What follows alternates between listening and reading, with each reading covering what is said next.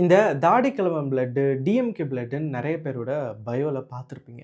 அது ஏன் அவங்களோட பொலிட்டிக்கல் லெகசி தான் என்ன அப்படின்ற டவுட் உங்களுக்கு இருந்துச்சுன்னா, அதுக்கான ஒரு சாம்பிள் தான் இன்னைக்கு உதயநிதி காமிச்சிருக்கிறார். இன்னைக்கு நேத்துன்னு இல்லாம காலங்காலமா டிஎம்கே இப்படி தான் 3 ரேட்டட் பேச்சுக்கள பேசிட்டு வராங்க. இதெல்லாம் புதுசு இல்ல.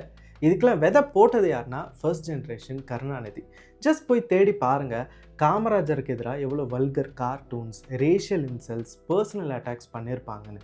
எம்ஜிஆருக்கு குண்டடிப்பட்டதுக்கப்புறம் கருணாநிதி அதை எப்படி நக்கலா எழுதியிருப்பாருன்னு பாருங்க.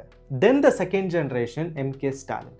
ஜெயலலிதாவையும் அவங்க மினிஸ்டர்ஸையும் டபுள் மீனிங்கில் கம்பேர் பண்ணி பேசிட்டு இதை 2 அர்த்தத்தில் புரிஞ்சுக்காதீங்க அப்படின்னு சொல்லியிருப்பாரு.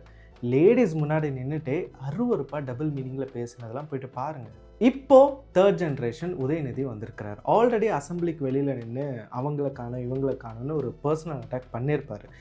இன்னைக்கு காவேரி போராட்டம் பண்ணுறன்ற பேரில் உடன்பிறப்புலாம் ஒரு ஆக்ட்ரஸோட பேரை சொல்லி கத்தவும் ஒரு வல்கரான தேர்ட் ரேட்டட் பேச்சை பேசியிருக்கிறாரு. இன்னும் எவ்வளோ தான் விஜய் மேலே இந்த குடும்பத்துக்கு வன்மம் வெறுப்புலாம் இருக்குன்னு தெரியல. நேஷனல் மீடியாலாம் இதை போட்டு கிழிச்சிட்டு இருக்கு. ஆனால் இங்கே எந்த நியூஸ் சேனல் இதை பற்றி பேசுதுன்னு போய் பாருங்கள். ஸோ இந்த மாதிரி அருவருப்பான பேச்சுலாம் டிஎம்கேக்கு புதுசு கிடையாது. This is their legacy. தலைவர்கள் தான் இப்படி வந்துட்டு கேவலமான பேச்செலாம் பேசுகிறாங்கன்னா, பேசுனதை கைத்தட்டி என்ஜாய் பண்ணுறவங்களாம் எப்படிப்பட்டவங்கன்னு நினச்சி பாருங்கள். அவங்க தான் இந்த டிஎம்கே பிளட், தாடி கழுவ பிளட்டுன்னு பயோவில் வைக்கிறது.